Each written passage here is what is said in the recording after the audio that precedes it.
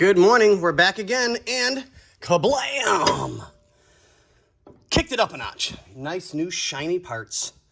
God, this car's gonna stop on a dime and give you 9 cents change. So, yep, we're almost done. I think the springs come today as well, because the old ones were pretty trashed. I mean, it would cost more to restore them, hoping that they still have their durability to keep a car this heavy up and give it a proper ride, versus just buying new ones and putting them in. So I'll get this side cleaned up and get our parts on. So we have, ladies and gentlemen, but wait, there's more. We have all new brake pads,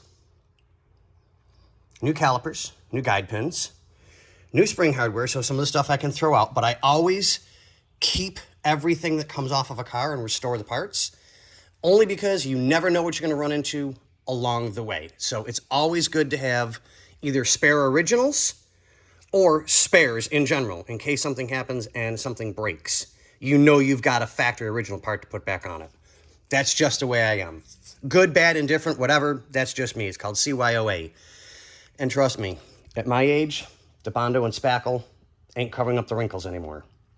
Just saying. So, back to the car. So I'll have this side done, hopefully in a couple minutes or so, because parts are supposed to be... What time is it?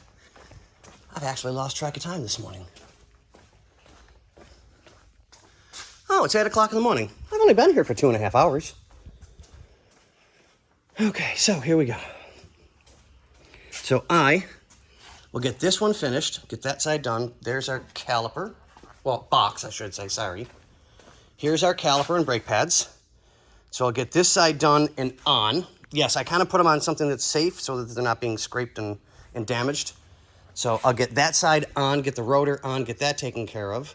And then I'll work off my checklist for the next parts that are there,